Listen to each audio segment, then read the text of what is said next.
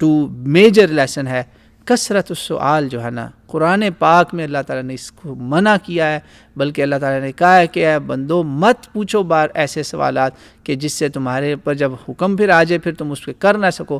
پہلے بھی تم سے قومیں یہ کر چکی ہیں، پھر وہ کافر ہو گئے تھے، منکر ہو گئے، انکار کر دی. یہ سورہ مائدہ کے آخر میں یہ مضمون ہے، باقاعدہ قرآن پاک کا مضمون ہے کہ بار بار ایسے نہ سوال پوچھو. وہ جو واقعہ جس میں حضور صلی اللہ علیہ وسلم نے کہا اللہ نے حکم دیا ہے حج کرو، تو ایک جناب ماشاءاللہ صحابہ میں سے کسی ایک نے پوچھنا شروع کر دیا یا رسول اللہ ہر سال؟ اب بتائیں ہر سال کا اگر اللہ کے نبی کہہ دیتے تو حضور صلی اللہ علیہ وسلم نے کہا، یہ پتہ چلا حجت سنت کیا ہے، سنت کا مقام کیا ہے، کہ آپ نے کہا اگر میں کہہ دیتا نا ہاں تو پھر ایسا ہی ہو جانا تھا اور تم سے ہونا نہیں تھا. ہر سال نہیں ہے، یہ زندگی میں صرف ایک بار ہے. جب کہا ہے حج کرو تو بس جس کو توفیق ہو وہ کر لے. کیوں پوچھ رہے ہو ہر سال کرنا ہے؟ بہت سخت آپ نے ناراضگی کا اظہار کیا. بلکہ اس پر صحیح بخاری کی ایک اور حدیث میں آپ کو بتاتا ہوں. ایک تو یہ واقعہ، یہ بھی صحیح احادیث میں موجود ہے. صحیح بخاری کا ایک واقعہ ہے، اور سعد ابن ابی وقاص ہیں غالباً اس کے راوی رضی اللہ تعالیٰ عنہ.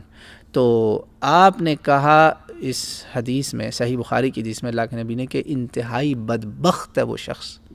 بدبخت اور ملعون کے الفاظ ہیں وہاں پہ کم و بیش، کہ جس کے پوچھنے سے، بار بار سوالات کرنے کی وجہ سے کوئی مسئلہ جو ہے نا وہ حرام ہو گیا، مشکل پیدا ہوگی امت کے لیے. یہ اس لیے اوور ڈگنگ کر کے مسئلے اپنے لیے حرام نہ کریں، اپنے لیے چیزیں مشکل نہ کریں. یہ بات ہو رہی ہے اس وقت جب دین اتر رہا تھا اس کے بارے میں. اب دین اتر چکا ہے، اب آپ کے سامنے ہے حلال بین حرام بین.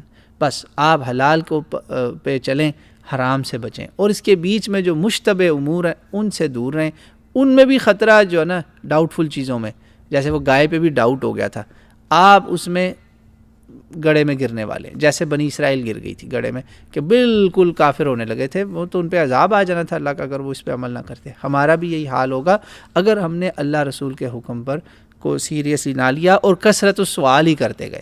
سوال پہ سوال، سوال پہ سوال، سوال سے سوال بنانا، فرضی سوالات بنانا، اپنے پاس سے سوالات گھڑنا، یہ جو ہے نا یہ چیز ٹھیک نہیں ہے. اس سے آپ نہ بچیں.